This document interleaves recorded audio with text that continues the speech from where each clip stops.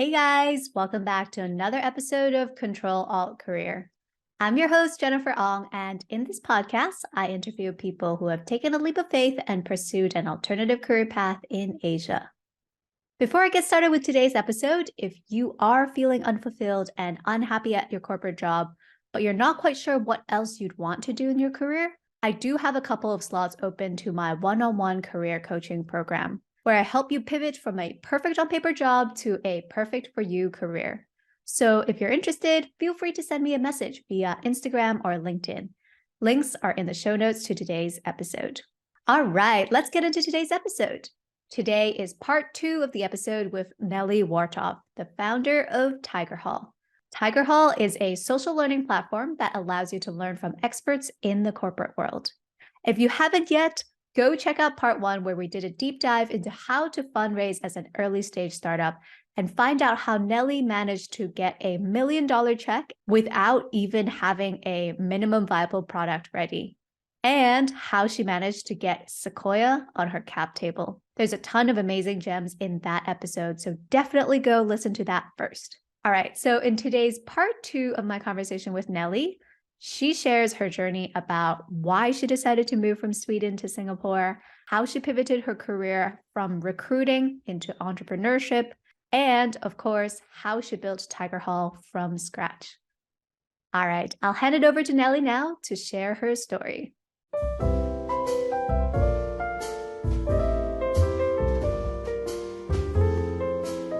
All right, we spent a lot of time talking about fundraising, but I think it was super insightful to learn all of this from you because you have obviously been very successful in this process.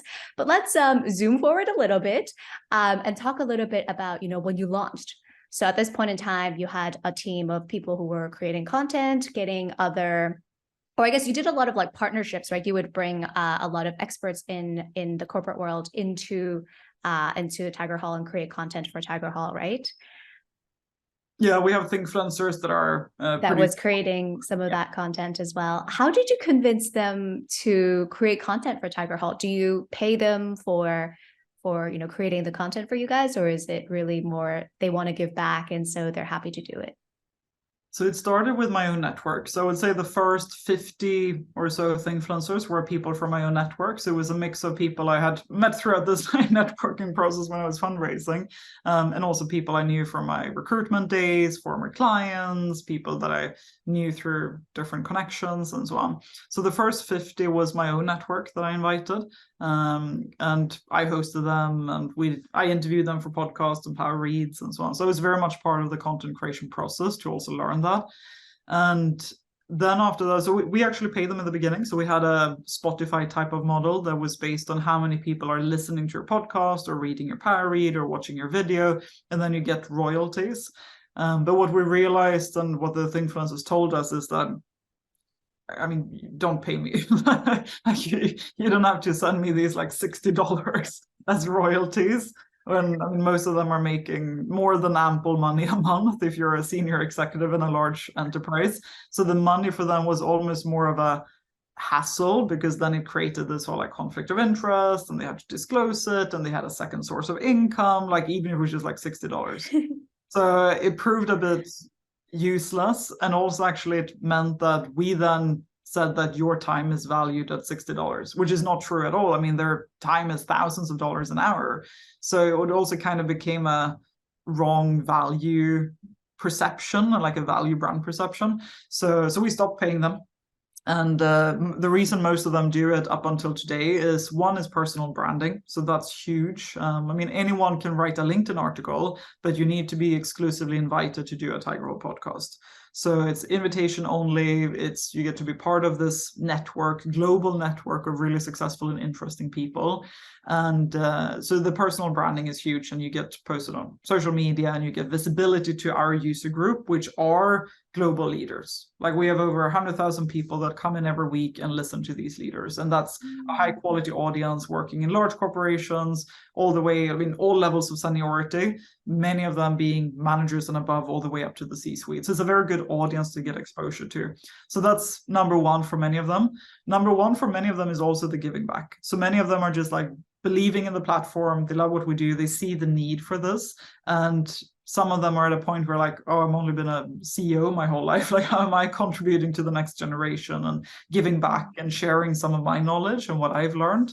And that's a big motivator as well. And then the third is how they get connected to each other. So they actually get to be part of this network. They get to like meet each other and expand their network in that way.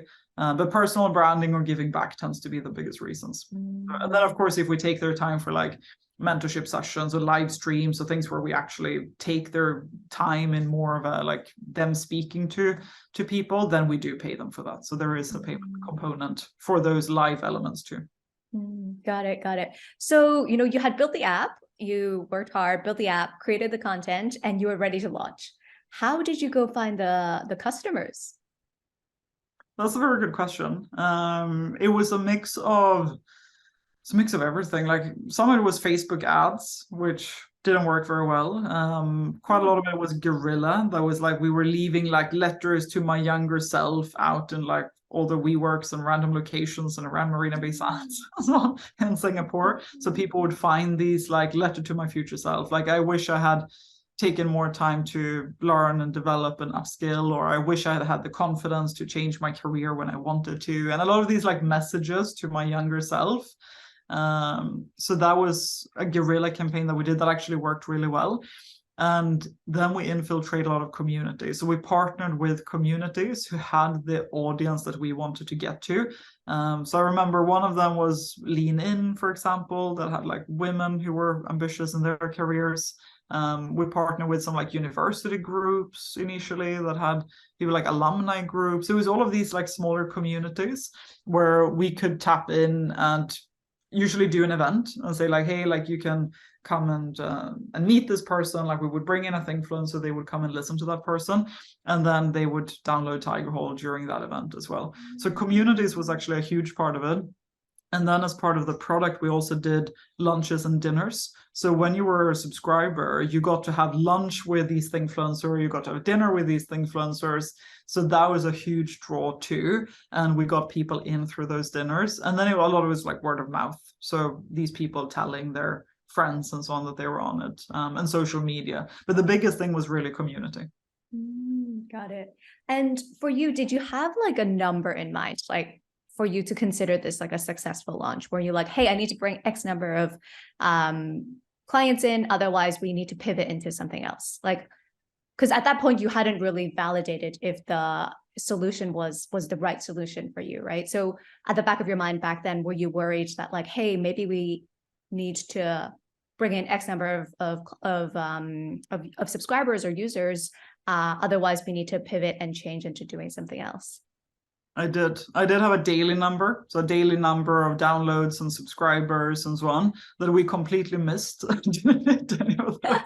We were very far off on hitting and I always set very ambitious targets as well, but we were very far off. But what we did notice was that the people who did download and the people that we did get to, they loved it. So they spent so much time on it. I mean, it was like 2-3 hours at some point that people averaged on the platform every week. And many of these were logging in every day and they were listening to content every day. And they were like consuming, like there was one actually that consumed the whole library. Like, wow. Listen to everything that's on the library. And then, of course, we publish new content every day. But she was like, really, whatever was new, she listened to it. So she just like daily. So we had a lot of user love. We didn't have a lot of scale. And I think in hindsight, I think B2C is really hard. I have a lot of respect for people who run consumer businesses. I think it's really tricky to get individual people to pay for things. And especially in the space that we were in learning, like that's very much a vitamin more than a painkiller. And if you look around you and look at what your friends are spending money on and like what individuals spend on, like besides the rent and utilities and stuff just to like have a roof over your head, it tends to be mostly food, travel, and entertainment. Like those tend to be the categories for discretionary spend, and clothes and so on. But it's not really like subscriptions for learning that people spend a huge amount of money on. And what we realized also is that actually most people just want to work 9 to 6 and go home. They don't give a shit about their career and wanting to learn and develop. So that was also a reality that we hit. And when we expanded to Malaysia and to India, it was the same thing. Like we had super strong product market fit and user love with these especially ambitious mid-level managers. Like they really loved the product. But it was really hard to get the ones that were not ambitious, not interested in their career, and getting to scale. And most of all, it was expensive. Like acquiring users for a B2C app is quite expensive. And if you think of like Facebook ads, Google ads, like it's a lot of money that can just go down the drain of ads. So when we started getting enterprises on board, and this was also the Thinkfluencers, the senior business leaders that were on the platform, they were like, hang on, like I want to buy this for my team. Like, can we have this for my company? And like this would be a great learning tool. Like we have so crap learning platforms in our company. We should have Tigerhall instead. So that's how that transition started to happen. And we actually did both for a while. So we never quit B2C, and we still have B2C today. Like we still have individual users. You can just download it on App Store, Google Play. You can subscribe. Like we still have that part of the business. And for a while, we did both as a go-to-market model for like 5 months or so. And then I realized like this is just, right, we have 15 people on the team and we're running 2 go-to-market models. Like it's more than enough to try and figure out one go-to-market model. So that's when we decided to drop B2C as an active go-to-market motion that we focused on and just double down on B2B. And the reason for that was large contracts, large customers. We got to scale much quicker. So if you think of going to one enterprise and we would sell like 1,000 licenses and they would roll out to like 1,000 managers across Asia Pacific, that scale, we could get to that through like 3 or 4 meetings with this customer, as opposed to doing all of these small community events and running ads and like doing different things in B2C to try and get to 1,000 users. That would take us longer and spend more money to get to 1,000 than just going through the enterprise route and get the employer to pay for it and then the employees to use it. So that ended up being a much better go-to-market motion for us. So that's when we dropped the B2C and just doubled down on B2B. Got it. And so for that, then the company just pays like a subscription fee. Yeah. Like it's very similar to like maybe like a Calm or Headspace, where you just pay a monthly fee. So you can pay a monthly fee as an individual in your B2C model, or you basically sell like a packet of 1,000 and then you just charge the enterprise for like 1,000 users, for example. Yeah, exactly. So it's monthly. If it's B2C, it's $29 a month. And if it's B2B, it's $300 per year. So that's how we charge the licenses. And how do you guys differentiate from a LinkedIn Learning? Ooh, in a lot of ways. People who have used both say it's a very, very clear and big difference. And the things that they usually mention, and there are many people who have enterprises who have replaced LinkedIn Learning with Tigerhall. So actually LinkedIn Learning is one of the most common tools that we replace, that enterprises kick out and they go with Tigerhall instead. And the reasons for that, what we hear from the users, is it's real. Like Tigerhall is real. It's like you're being a fly on the wall. You're listening to these real executives. It's real case studies. It's real stories. It's not this like stiff, usually old white man somewhere in the US with a plant in the background talking like, hi, today we're going to talk about leadership development. And people go like, why would I listen to you? What is this video?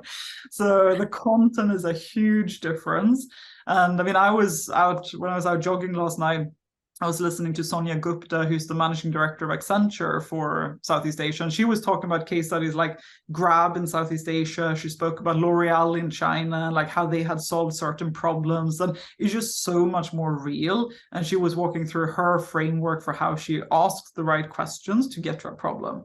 And that's much more real than sitting and watching a video like leadership is about 3 things. 1, 2, 3. So just like super stiff content on LinkedIn Learning and many of these platforms. So that's one. The second thing that comes up a lot is how much easier it is to use Tigerhall, because it is very much like using Instagram. Like you're always logged in. You can just open the app. You click something, it plays. It's podcast. You can use it. I use it when I exercise a lot. When I'm on the train, commuting, on the bus, when I travel on a flight, like it's so easy to just bring up wherever you are. So that leads to a lot higher usage.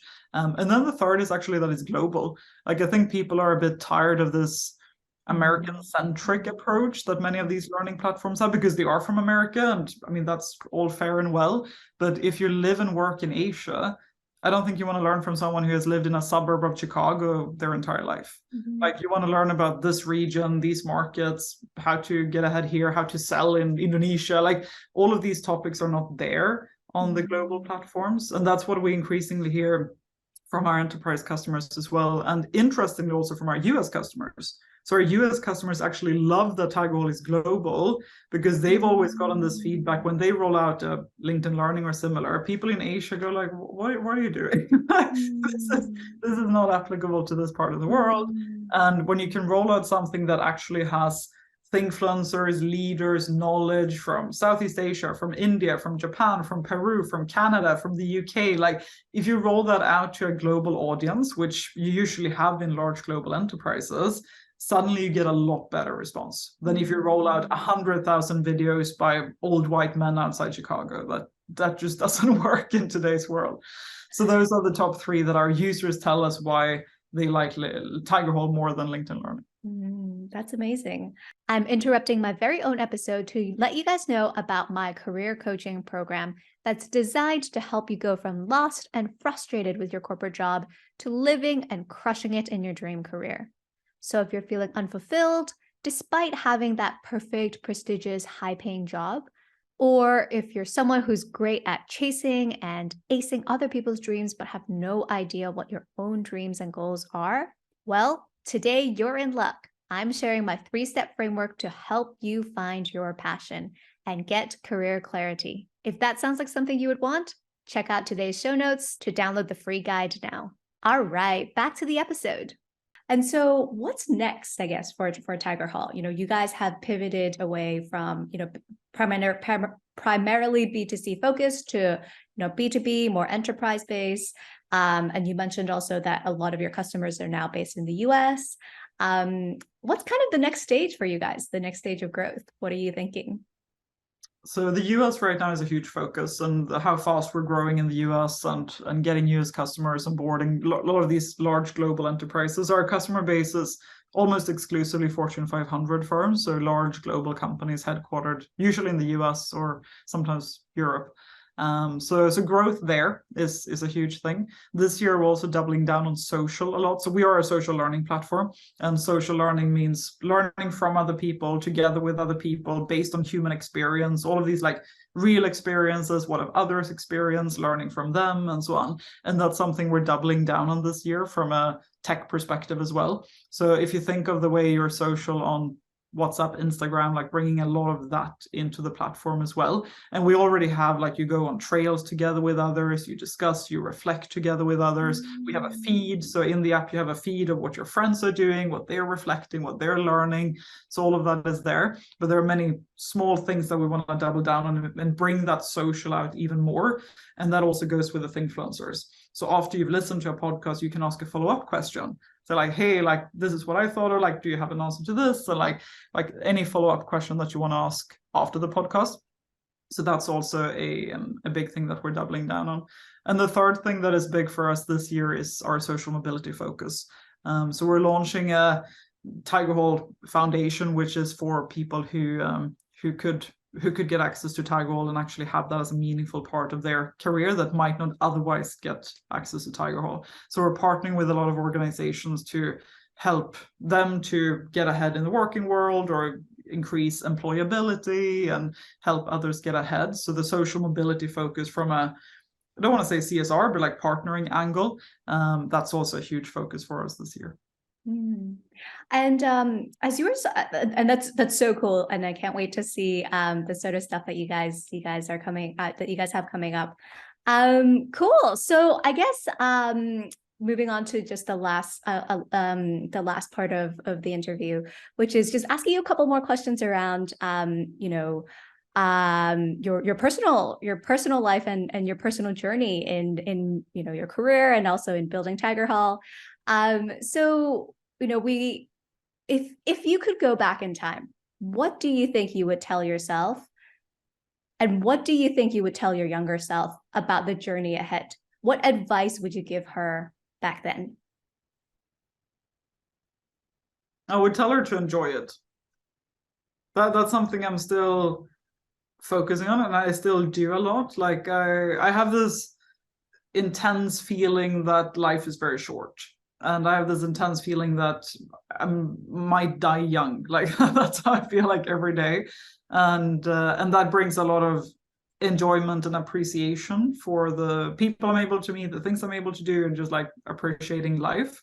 And I would tell her that, like, make sure to continue to enjoy it and just double down on enjoying your life, because it's so easy to get caught up in, I need to do that, I need to finish my to-do list, I need to call this person, I need to be a good friend, and like that. It's so easy to get caught up in your to-do lists, and I think that ruins life for many people. I mean, who cares about a to-do list at the end of the day? Like, you're here and you're living one life, and I have this mantra that is, this too is life. So whatever I'm doing, like if I'm bored in a meeting, or I'm sitting in a taxi on a way to a meeting or something, and I'm just like, I remind myself that this is also life. So this too is life is something that I tell myself, to be able to enjoy life and actually get the most out of it, and don't postpone happiness.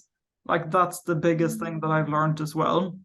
And I learned, because I was always chasing, especially when I was younger, I was like, I wanted to get out of school, then I wanted to get out of university, and I wanted to be done with this, I wanted to get to work, and then I wanted to get promoted, and I wanted to lead a team, and I wanted to start my business. And it was just like chasing, and a little bit thinking that only when I get there, then everything will be great. But it's always the next thing, right? And I think that's a very classic thing that many people fall into.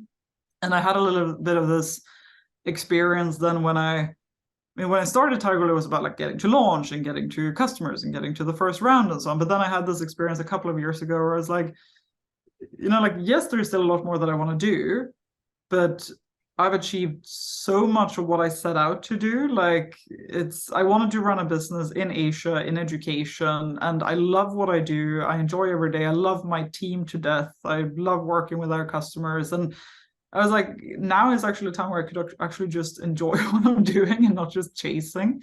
So I think it's important to not postpone happiness.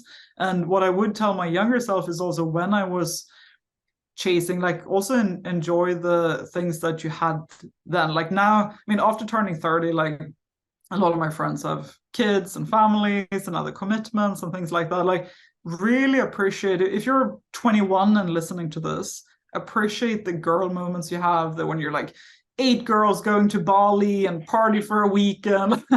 All of those moments will, even though you feel like, I had this feeling like, oh, I'm so young, I want to be a senior leader and I want to manage a team, and like all of those career things, I sometimes forgot to enjoy my youth and all of this, like how fun it is to have those extremely close friend connections.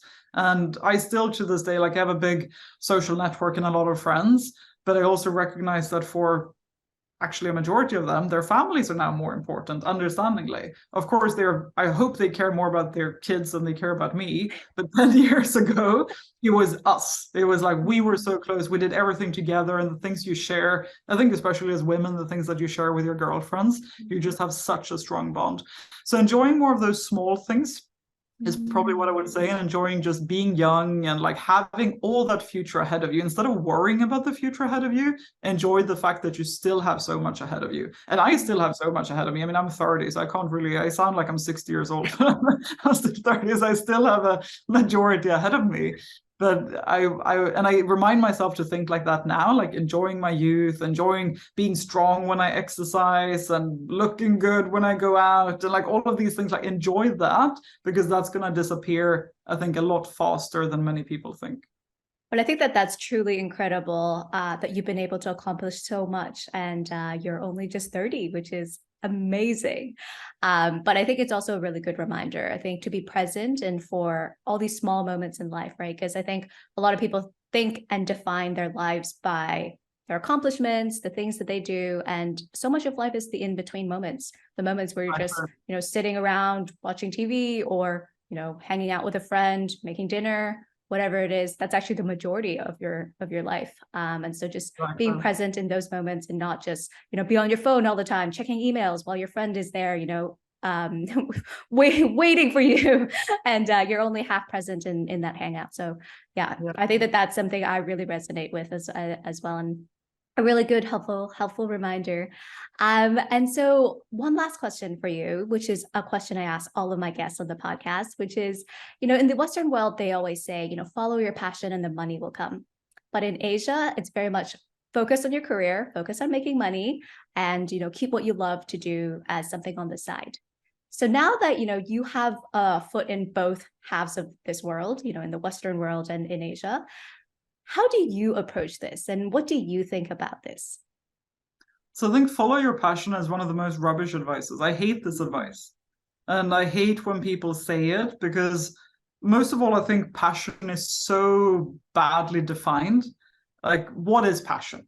Like, I don't know what passion is. Like, I know what I deeply care about. I know what I think is really important for the world. Like, but passion, like, I find everyone has their own definition of passion. So I think that's a bad advice. I also think what happens many times when people so-called follow their passion is they lose their hobbies because they make a hobby a business.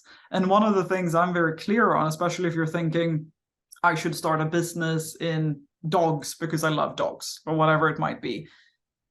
Don't do that because you love dogs. Do it because you want to build a business. Because the truth is that you will get very far from dogs the moment you start the business. Your life will be emails and Zoom calls and building a team and recruitment and investors and like it's all those things. Like, let's say I started Tigerhall because I love podcasts. Yes, I could listen to podcasts, but listening to podcasts is a minuscule part of my life and days building Tigerhall. So I think follow your passion, like keep your hobbies outside. Like don't make your hobbies your work. That is the point. Because if you make your hobbies your work, then you're going to end up with no hobbies and you're just going to lose the thing you have outside. So for example, me, like I love tennis, I love surfing. I would never start a business in tennis or surfing because I want that to be my outside of work. But do things that you care about, I think is important.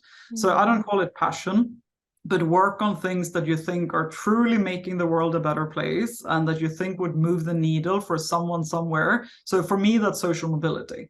So social mobility is not a hobby for me. It's not like, I wouldn't even call it a passion. I would just call it something I deeply, deeply care about and that is a huge concern for me and that I want to improve in the world. And that's why I chose to build a business around that. I really love that. It's almost like follow a cause or follow a problem or fall in love with a problem that you want to solve in this world. Yeah. And then go build a career around that. Yes. Rather than actually following like a hobby or an interest, because then that takes the joy away from that hobby and that passion and that interest. It does. And this could be in the corporate world as well, right? You can think that, many people think impact investing, for example, is very important. Or like recruitment. I had the same feeling about recruitment. I found recruitment incredibly meaningful because it was so clear, black and white, that this person found a job and they're in a better place and they enjoy their lives more because of I put them in that role. So it doesn't have to be passion and things that you're like massively like creative about, and definitely not hobbies, but just things that you care about and that you can see that this is actually doing something meaningful, even though I don't really like the word meaning either, but something you care about. That's what I come back to. Like, what do you care about in the world? And actually, one last question I had for you, which is any tips around recruiting? Because that's such a big part of building a business. And you have so much experience there as well. What would you share as, just a handful of tips for people who are struggling or just want to learn more about how to recruit better? Oh, that could be a whole podcast. I know. I could do a whole podcast on recruitment. How to summarize that? My God. No, I'm sorry. So many things to say. There are so many things, like when you look at resumes, when you interview, like some of my top favorites that I can share if I really have to break it down or summarize it quickly.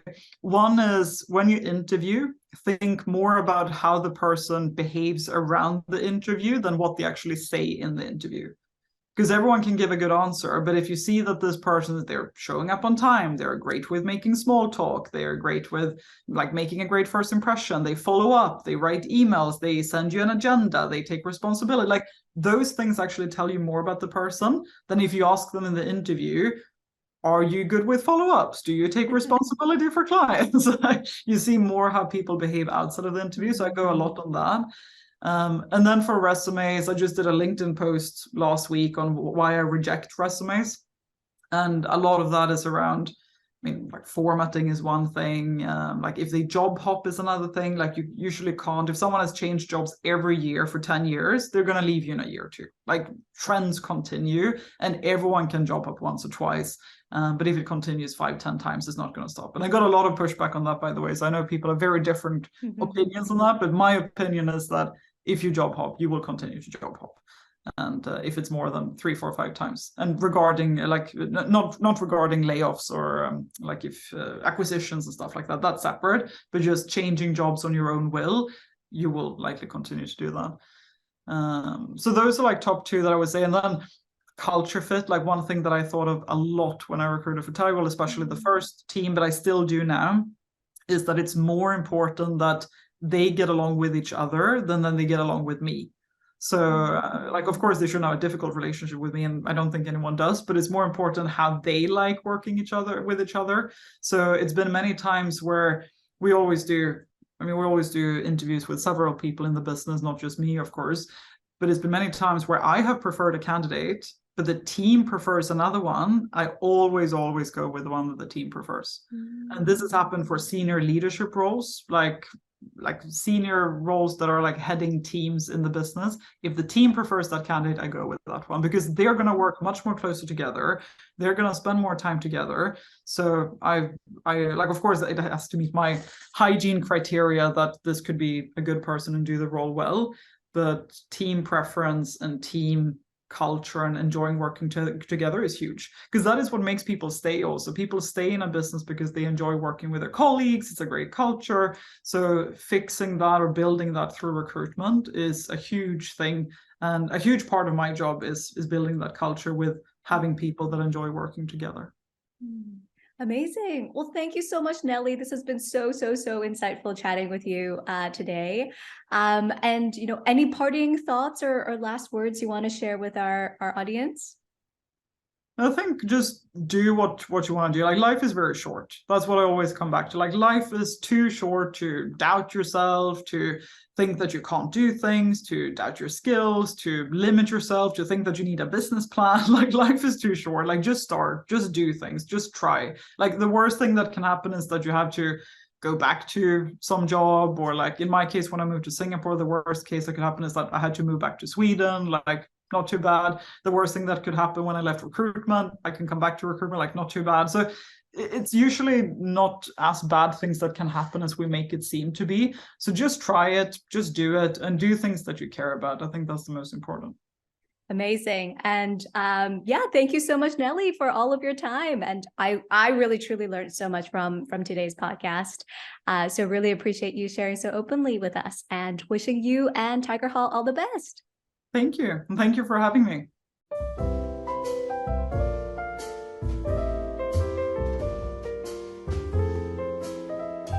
And there you have it, my conversation with Nellie.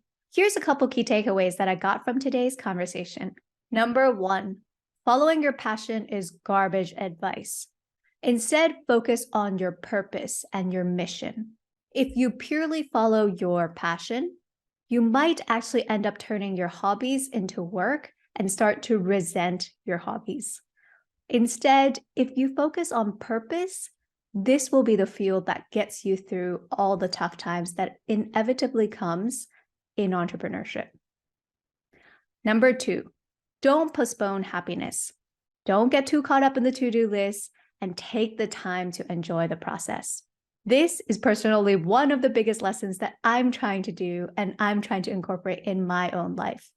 I have a tendency to always set goals for myself and try to achieve bigger and bigger goals.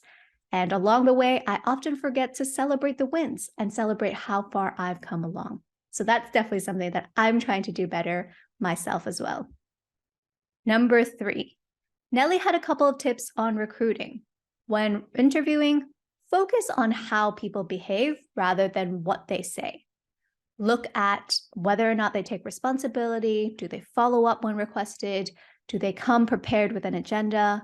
These are the signs that will tell you more about the person than what they say. Another tip she had around recruiting was when looking at resumes, if you see that this person has been job hopping every couple of years, it is very likely that they will do the same at your company. And lastly, focus on hiring people that can get along with the team that they're hired for, not people that can get along with you. Because ultimately, they are much more likely to be working with each other than with you as the founder. And lastly, don't forget the power of your own network when you're starting your business. The first 50 creators on the Tigerhall platform were all from Nellie's own network from her time in recruiting and fundraising. All right, that's it for this week. Thanks for tuning in to another episode of Ctrl Alt Career. Check back again in 2 weeks for my conversation with Felix, the founder of ADP List, a company that's focused on democratizing mentorship and has over 16,000 mentors for free for you to talk to on their platform. So make sure you're subscribed to my podcast so you don't miss this episode with Felix. And if you liked today's episode, I'd love it if you shared with 2 friends who aren't feeling that great about their corporate job and need a little extra inspiration. And of course, if you're interested in getting some career coaching, feel free to reach out to me or follow me on Instagram or on LinkedIn for more information. You can get the links to my social media pages in today's show notes. All right, as always, thanks so much for tuning in, and I'll see you guys back here in 2 weeks.